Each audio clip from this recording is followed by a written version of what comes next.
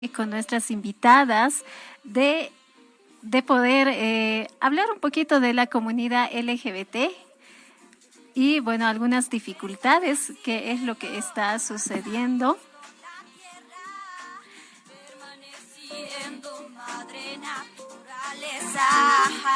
Sí, hemos estado hablando, como ya lo dijo Giovanna, sobre la diversidad, sobre las diversas orientaciones sexuales que existen en nuestro país, en el mundo, y es algo que aún no está siendo aceptado, lamentablemente. A veces creemos nosotras que como, como país, como sociedad, hemos ido avanzando en la aceptación, y no simplemente en la aceptación, sino en los derechos igualitarios, en las acciones sobre todo, pero hemos visto que no, lamentablemente, aquí conversando con nuestra compañera Vivi, nos vemos que la realidad es otra, la realidad es otra, aún hay mucha discriminación, hay mucha estigmatización a la población LGB, aún no se acepta que las personas tenemos diversas orientaciones sexuales, no solamente es la heterosexual, sino hay muchas más, también la identidad de género es diversa y aún no se la acepta, sobre todo en las familias. Y Vivi, a ver, seguimos contando esto que nos contabas así en la pausa. La familia, cómo la familia muchas veces rechaza a la diversidad. O sea, si yo me identifico, por ejemplo, como lesbiana, o sea, a mí me van a rechazar, ya no me va a aceptar mi familia, y eso lo vemos a veces cada día, lo vemos cada vez cuando creemos que eso ya debería de ser algo normal, porque es algo normal, es lo normal del ser humano, tener una orientación sexual diferente. ¿Y cómo hemos ido viendo esto? ¿Cómo han ido ustedes trabajando con las familias, por ejemplo? El censo, muchas veces yo no sé si se va a trabajar con las familias, también eso nos va a aclarar en estos momentos la licenciada, cómo se va a trabajar con esto del censo. Y también, antes de que me respondas, Vivi, desde mi imaginario, desde mi idea, desde mi posición, a mí me surgía esto del por qué en el censo no se establece, en el censo que se nos viene, que tan polémico ha sido, no se establece esto de la diversidad sexual. Porque nos van a preguntar desde lo femenino y lo masculino, nada más nos van a preguntar. Entonces, ¿por qué no se establece? Porque ahí se tendría datos también.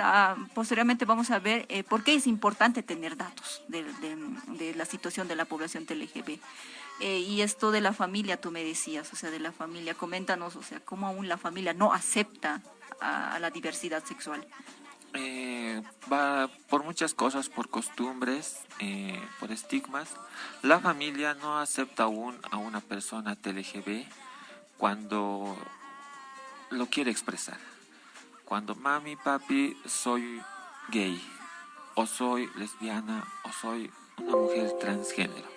No lo acepta, no está en la cultura y se trabaja mucho eso por falta de educación en esa parte. Aquí en la ciudad obviamente rebaja esa discriminación, pero en el área rural, en provincias, esto es muy costoso.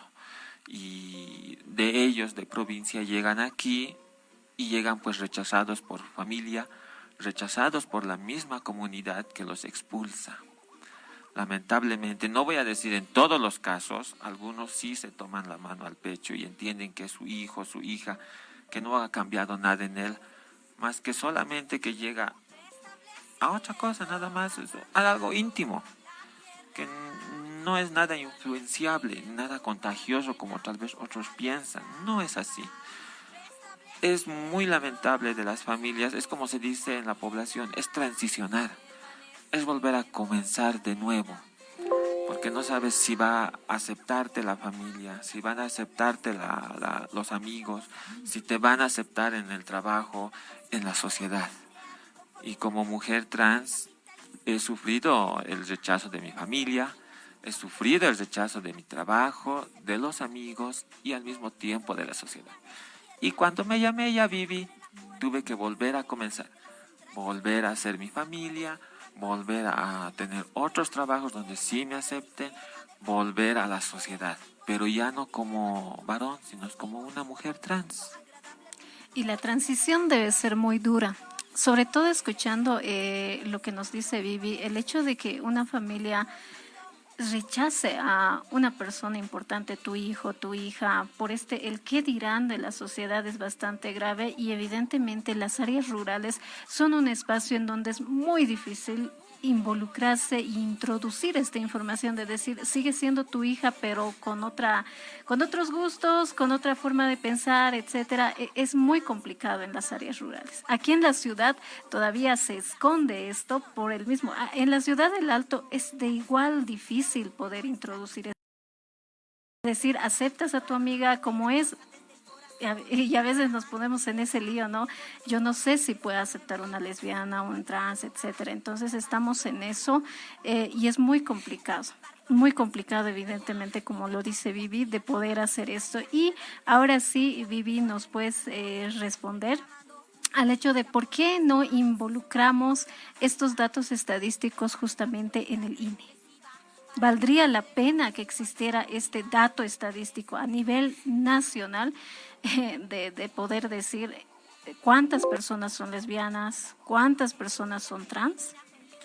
Estos datos en el INE obviamente sí llamaría mucho la atención, hasta políticamente, porque habría más incidencia política, habrían propuestas políticas justamente para la población, para la comunidad LGB.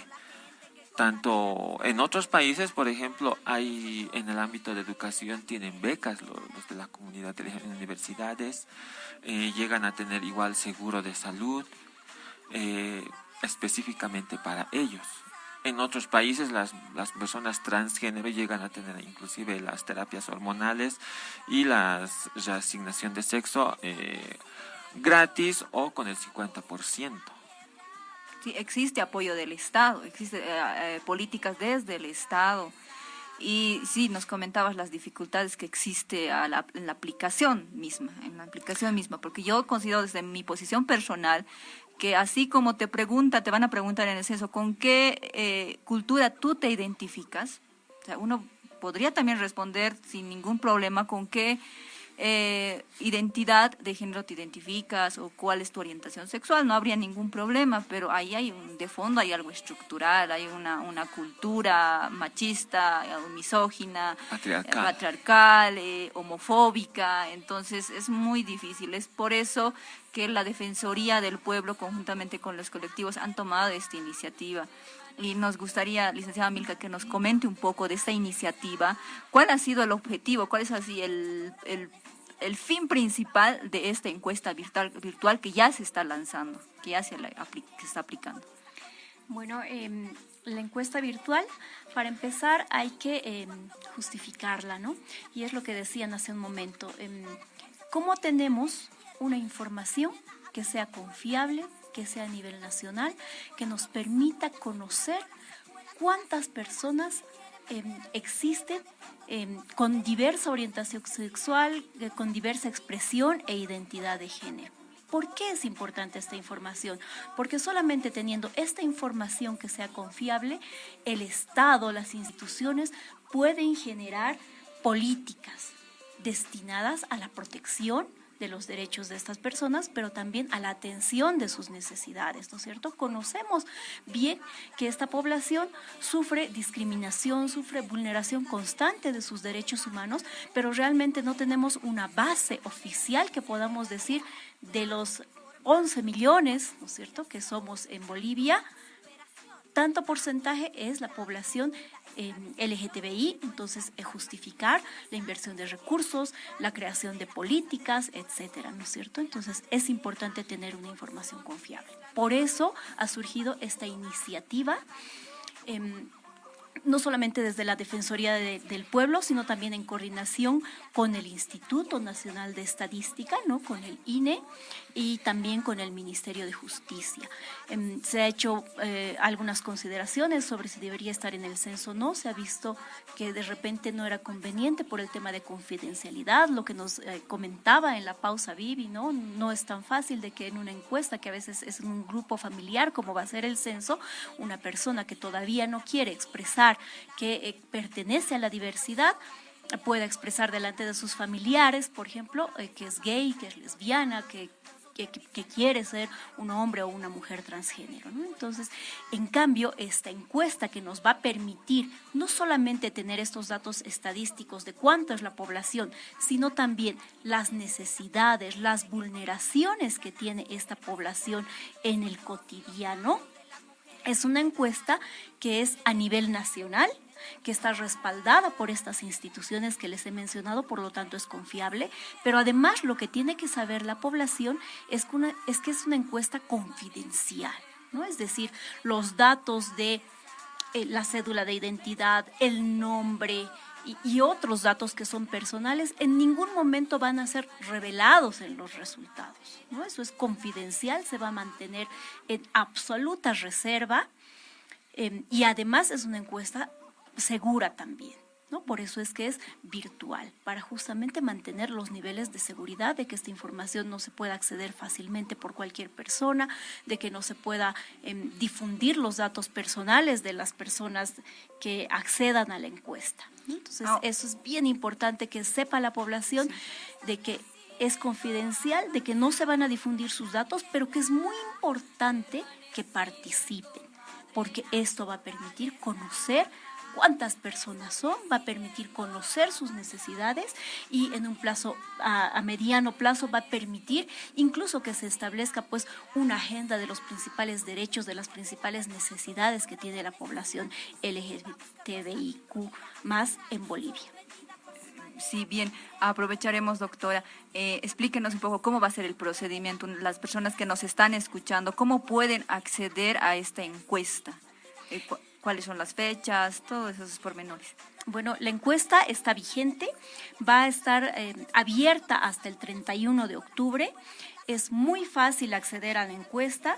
Les vamos a dejar un material consistente en afiches y volantes también para que lo puedan difundir, donde se explican los pasos. Esta encuesta es virtual, está en una plataforma de muy fácil acceso.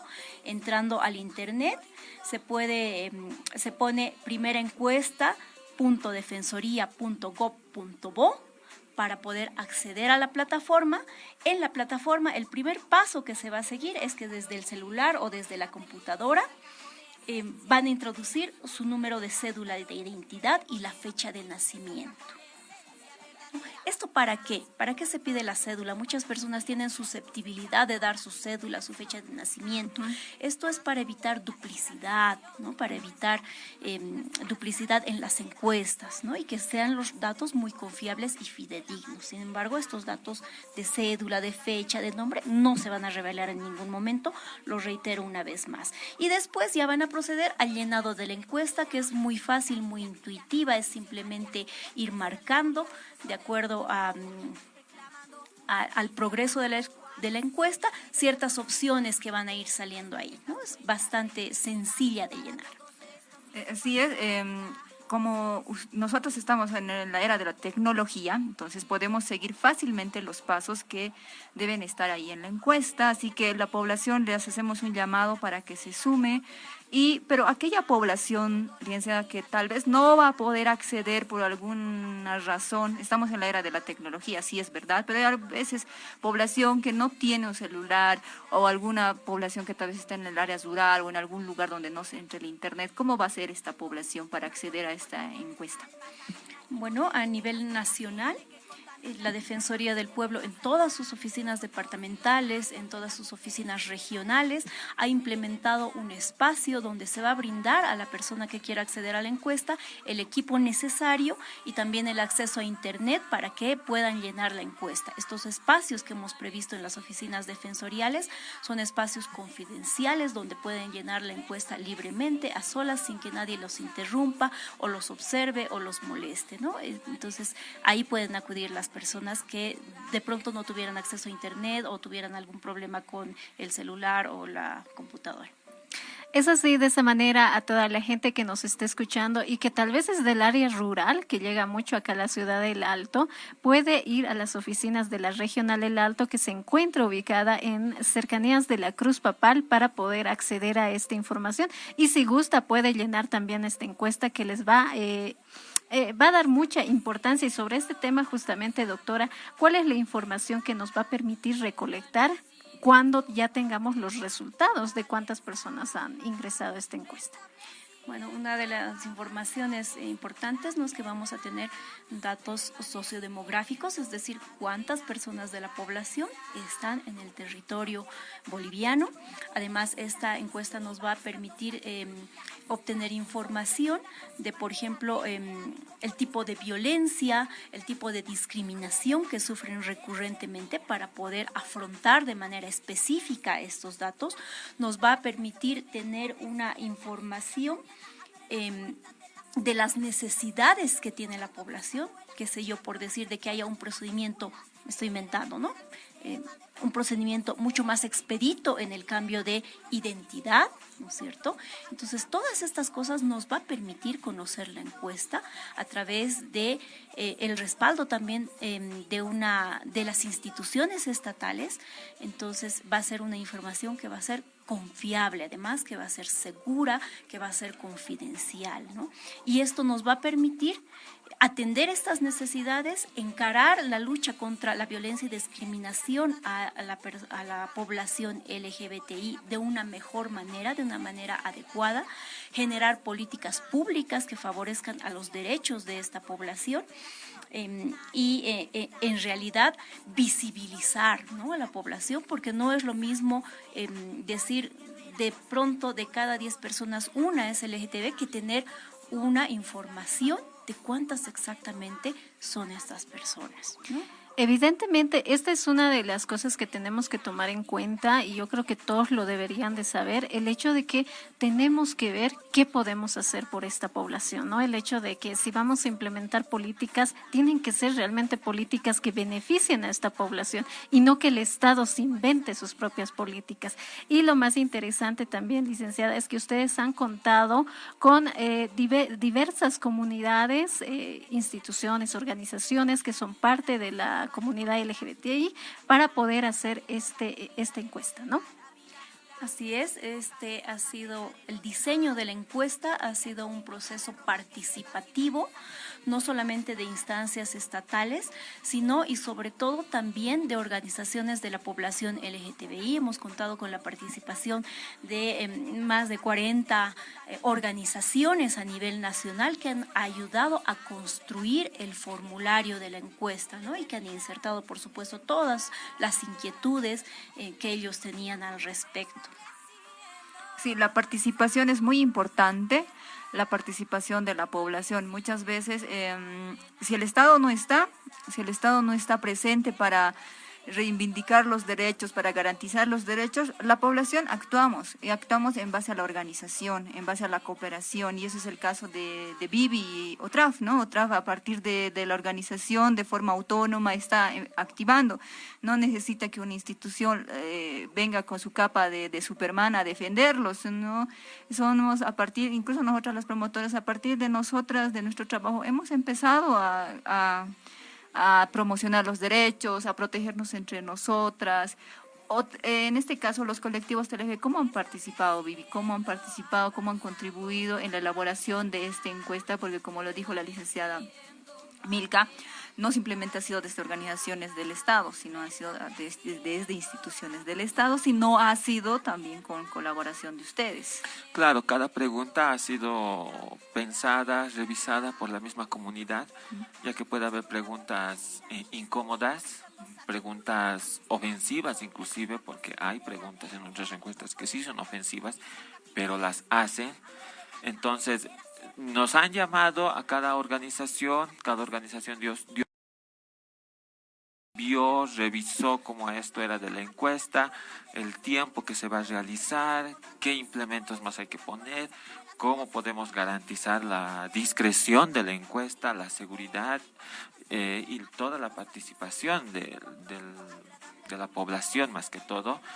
Se las ha revisado, nos hicieron las preguntas, se hicieron varias reuniones con la Defensoría, con ONU Mujeres que también está participando de esto. Se está llevando a cabo ahorita en los 9 departamentos la encuesta, igual la socialización, el mismo diseño de los panfletos está hecho partícipe de todos nosotros. Sí, también es importante señalar la participación como también no simplemente desde una organización. Muchas veces no somos parte de una organización, pero podemos participar. ¿Y cómo participamos? Si somos parte del colectivo LGB, si yo me identifico como trans, me identifico como lesbiana, me identifico como gay, puedo llenar esta encuesta aún no habiéndoselo dicho a nadie. O sea, si yo desde mi individualidad, desde mi intimidad aún no lo quiero compartir eso, pero puede apoyar mucho a la población que sí está trabajando, que sí está ahí, incluso para uno mismo, porque estamos viendo los servicios de salud, por ejemplo, los servicios de salud, no hay una atención diferenciada, así como para los niños hay una atención diferenciada porque es de acuerdo a su edad, porque desde quiere una atención especial a una mujer que está en gestación, y también yo creo por las circunstancias en las cuales estamos, una persona que es trans, por ejemplo, tiene que tener una atención especializada. Si una mujer trans no quiere ser revisada, por ejemplo, por un doctor, por un médico varón, estaría en todo su derecho de exigir que sea una médico mujer que la atienda, así como nosotros las mujeres muchas veces solicitamos eso en los hospitales, por ejemplo, pero no se da, ustedes mismos lo han debido poder observar.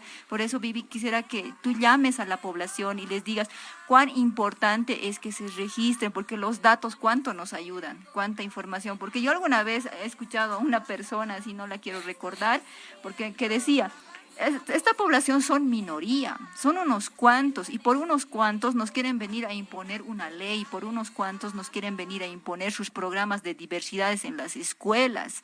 Entonces yo decía, ¿cómo sabes que es unos cuantos? Yo tengo varios amigos, amigas que son parte de la comunidad y que no se les está vulnerando derechos. Gracias, Mica. Sí, llamo a la población en general, a ti, amigo, amiga, amigue, que me estás escuchando.